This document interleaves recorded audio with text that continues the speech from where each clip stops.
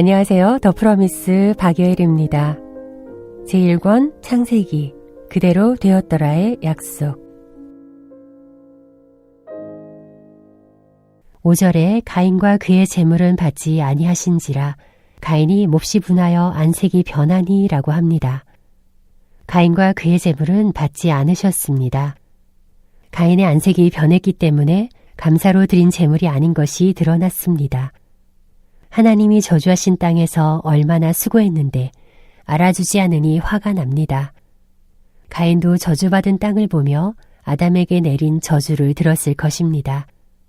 그러나 부모의 죄를 대신해 용서를 구할 마음보다는 부모 때문에 자신이 이렇게 됐다며 원망합니다.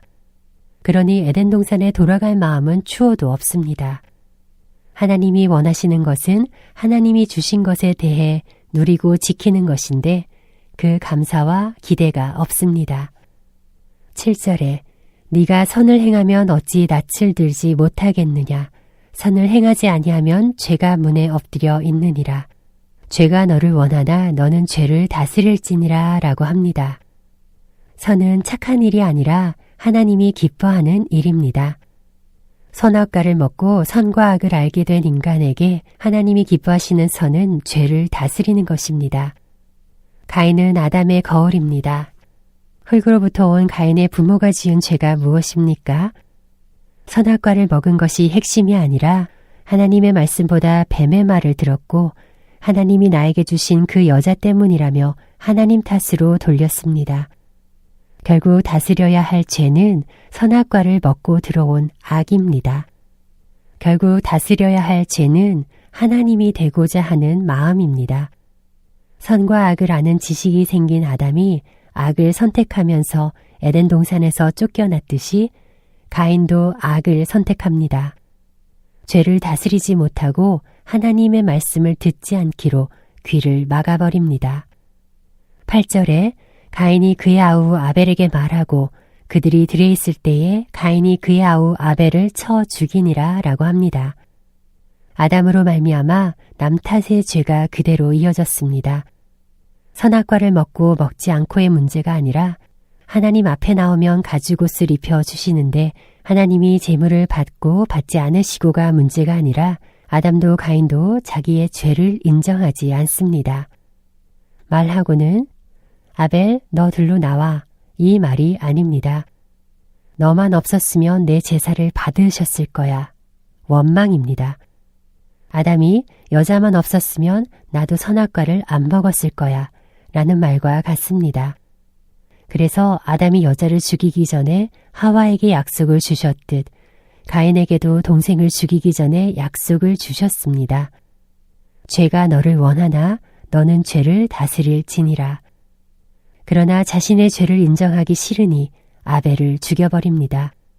아벨의 제사 덕분에 가인의 반역이 드러났습니다.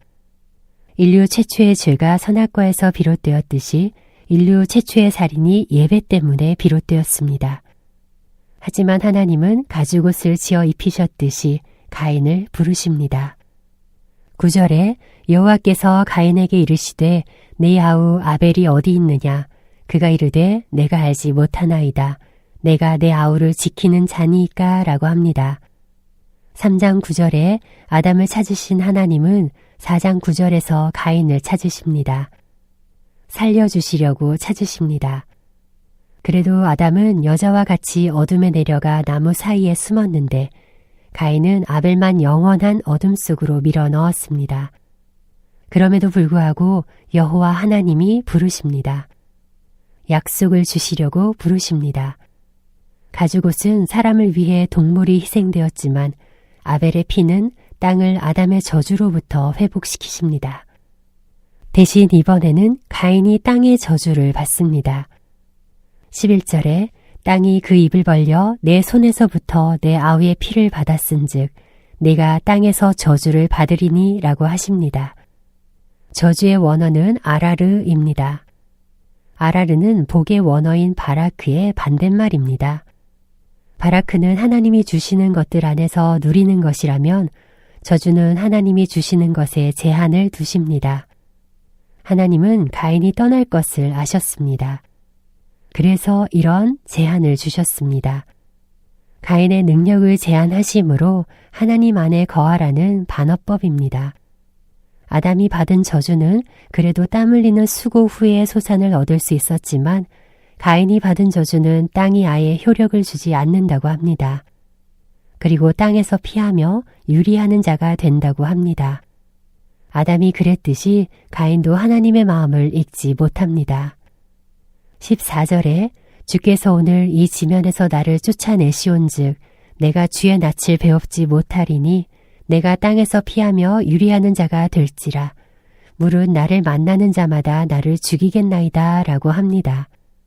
주의 낯을 배웁지 못하리니 라고 합니다. 그러나 7절에 하나님은 네가 선을 행하면 어찌 낯을 들지 못하겠느냐고 하셨습니다. 자신의 수치조차 모르는 가인을 위해 저주라는 한계를 설정하신 것이 바라크의 복을 노리는 것인데 죄책감을 넘어 피해의식이 도를 넘습니다. 하나님은 가인을 쫓아내신다고 하지 않으셨습니다. 그런데 나를 만나는 자마다 나를 죽이겠나이다 라고 합니다. 자신이 하나님 앞을 떠나겠다는 의지입니다. 결정적으로 하나님은 가인에게는 돕는 배필을 주지 않았습니다. 가인의 저주는 유리하는 자의 문제가 아니라 영원한 반쪽으로 구속사의 계보를 이어가지 못하게 하신 것입니다. 15절에 가인을 죽이는 자는 벌을 7배나 받으리라 하시고 가인에게 표를 주사 그를 만나는 모든 사람에게서 죽임을 면하게 하시니라고 합니다. 표는 하나님의 일반 은총입니다. 구속사에서 세속사로 하나님의 보호 아래에서 세상으로 가겠다는 가인에게 그럼에도 일반 은혜를 더하십니다. 이 당시 사람은 아담, 하와, 가인 셋밖에 없습니다. 가인을 죽일 사람은 에덴 동산을 지키는 그룹들밖에 없습니다. 가인이 갈 곳은 뻔합니다. 에덴 동쪽입니다. 아담의 반역은 스스로 생명나무를 따먹으려고 했기 때문에 에덴 동산에서 쫓겨났습니다. 2장 24절에 에덴 동산 동쪽에 그룹들과 두루 도는 화영검을 두었다고 합니다.